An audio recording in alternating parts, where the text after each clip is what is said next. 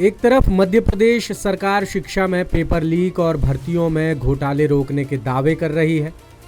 कार्रवाई तेज हो इसलिए फास्ट ट्रैक कोर्ट बनाने की बात कह रही है, लेकिन दूसरी तरफ एक अहम भर्ती पर फिर से गंभीर सवाल उठने लगे हैं।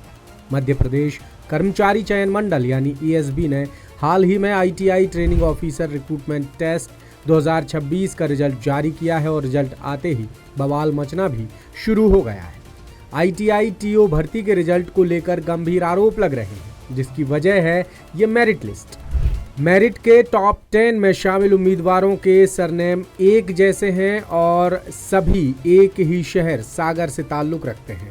इसी के साथ प्रदेश के बहुचर्चित पटवारी घोटाले की यादें भी ताज़ा हो गईं, जिसमें ग्वालियर के एक ही एग्जाम सेंटर से टॉप 10 में से 7 टॉपर निकले थे। आईटीआई टीओ भर्ती के रिजल्ट का मामला इसलिए भी संगीन है क्योंकि इसमें कुल 1120 पद हैं। ये परीक्षा फरवरी मार्च में हुई थी, जिसमें 1,65,000 से ज़्यादा उम्मीदवार शामिल हुए थे।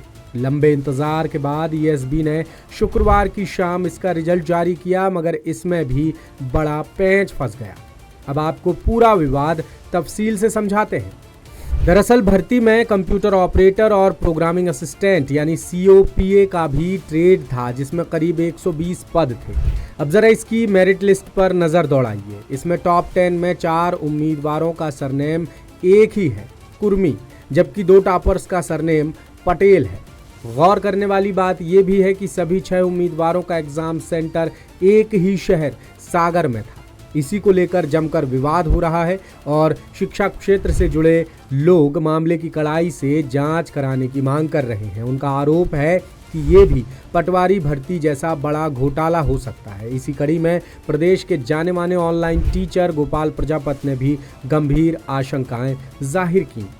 मध्य प्रदेश आईटीआई टीओ का भर्ती परीक्षा परिणाम जारी किया गया। कई बच्चों ने मुझे वो रिजल्ट भेजे भी और बच्चों का ये कहना, सर आप आंदोलन कीजिए, हम आपका साथ देंगे। तो रिजल्ट में सागर और सतना से 10 में से 8 टॉपर निकले, जिसमें से 4 कुर्मी 2 पटेल हैं। तो जब मैंने कुछ लोगों से बात की तो उनका ये कहना पटेल ही कुर्मी है, कुर्मी ही पटेल है। कम से कम 35 से 36 लोग वे थे जिन्होंने पटवारी के अंदर सागर के सेंटर से ही एग्जाम देके नौकरी हासिल की थी। और अभी आईटीआई टीओ के अंदर एक ही सेंटर से इतने टॉपरों का निकलना कहीं ना कहीं ये पटवारी फर्जीवाड़े की ओर इंगित करता है। रिजल्ट आने के बाद कई उम्मीदवारों ने 10 सूत्र को कॉल्स और मैसेजेस के जरिए आशंका जताई कि ऐसा ही घोटाला साल 2023 में पटवारी भर्ती में भी हुआ था। हो न हो ये घोटाला भी उसी स्तर का निकल जाए।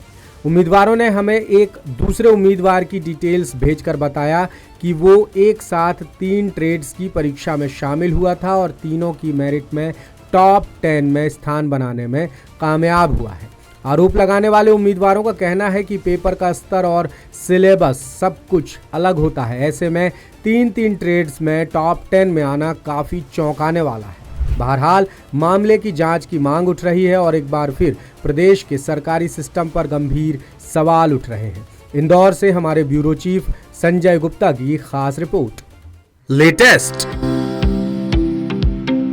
इन्वेस्टिगेटिव और इन डेप्थ खबरें देखने के लिए ज्वाइन कीजिए द सूत्र का व्हाट्सएप चैनल, सब्सक्राइब कीजिए यूट्यूब चैनल, लाइक कीजिए फेसबुक पेज और पढ़ते रहिए www.dasootra.com।